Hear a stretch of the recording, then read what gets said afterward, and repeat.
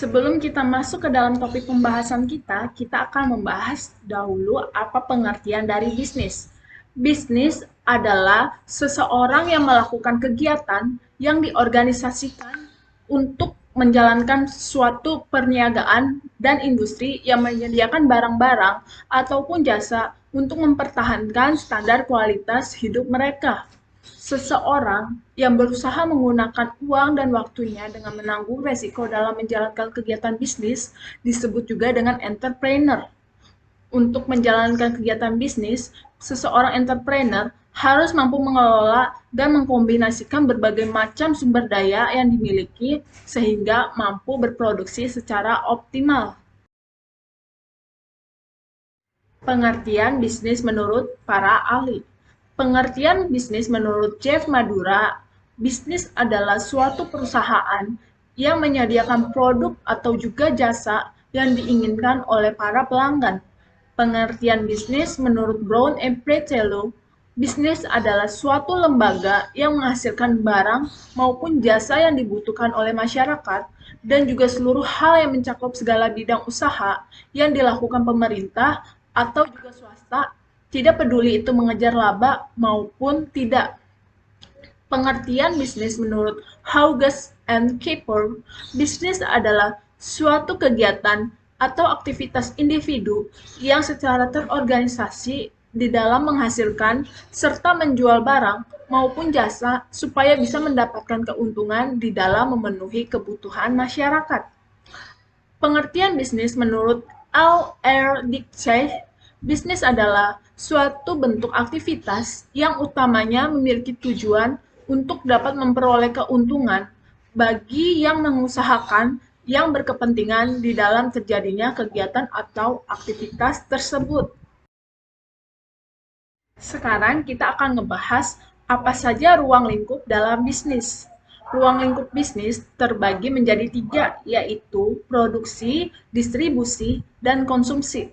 Produksi adalah suatu kegiatan yang dijalankan untuk mengolah bahan baku atau sumber-sumber yang tersedia untuk memproduksi produk yang memiliki nilai guna yang lebih tinggi. Sedangkan distribusi adalah kegiatan dalam menyampaikan atau mengirim barang dari produsen ke konsumen atau pemakai ketika barang tersebut dibutuhkan. Yang ketiga, konsumsi. Konsumsi adalah pemanfaatan dari nilai guna barang atau jasa untuk memenuhi suatu kebutuhan. Sekarang kita akan membahas apa tujuan dari bisnis. Tujuan bisnis itu adalah untuk mendapatkan keuntungan dengan melakukan suatu kegiatan. Tujuan bisnis dilakukan adalah untuk memenuhi suatu kebutuhan seseorang untuk menciptakan suatu lapangan pekerjaan dan meningkatkan perekonomian masyarakat. Manfaat studi kelayakan bisnis. Ada beberapa manfaat dari studi kelayakan bisnis. Yang pertama, bisa lebih memahami peluang. Dengan menjalankan proses studi kelayakan bisnis, kita bisa menemukan jawaban apakah bisnis yang akan dijalani benar-benar dengan prospek ke depannya atau hanya akan membuang waktu, tenaga, atau pikiran dan modal saja. Yang kedua, menguji konsep bisnis. Dengan menguji konsep bisnis, dapat dibuat sampai sejauh mana konsep bisnis yang kita lakukan, terutama saat menghadapi permasalahan. Tentunya ini akan bermanfaat bagi kita, terutama saat menghadapi permasalahan yang besar. Yang ketiga, untuk menambah kepercayaan diri. Seperti yang sudah dijelaskan, bahwa dalam pengertian SKB memiliki manfaat untuk menambah kepercayaan dan menjalankan sebuah bisnis. Selain menambah kepercayaan diri, studi kelayakan bisnis bisa membantu dalam evaluasi semua kegiatan bisnis yang dijalankan. Yang keempat, keuangan dan modal. Menurut studi kelayakan bisnis, bisa menentukan seberapa besar modal yang perlu kita keluarkan untuk menjalankan bisnis, sehingga terhindar dari kekurangan modal di tengah jalan yang menjadi salah satu penyebab gagalnya sebuah bisnis. Nah, sekarang kita akan membahas etika bisnis dari perusahaan Telkom.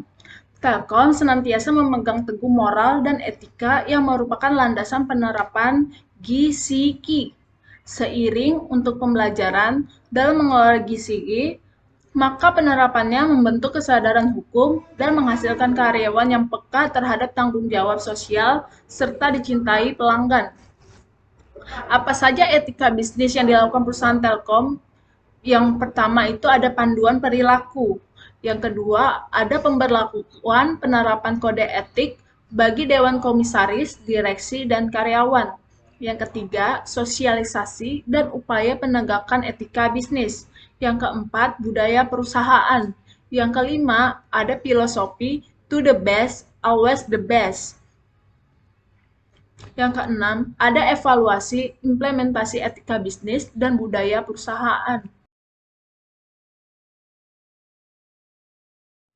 Kesimpulannya adalah, jika Anda adalah pemilik bisnis yang mereknya sudah terkenal, Anda secara pribadi memiliki tanggung jawab sosial atas nama bisnis Anda, dan Anda harus memastikan bahwa operasional bisnis yang Anda jalani sudah sesuai dengan hukum dan peraturan yang berlaku di Indonesia. Social responsibility dalam bisnis adalah poin utama jika Anda ingin bisnis Anda dikenal sebagai bisnis yang baik dan berdampak besar bagi kehidupan konsumen dan pelanggan Anda.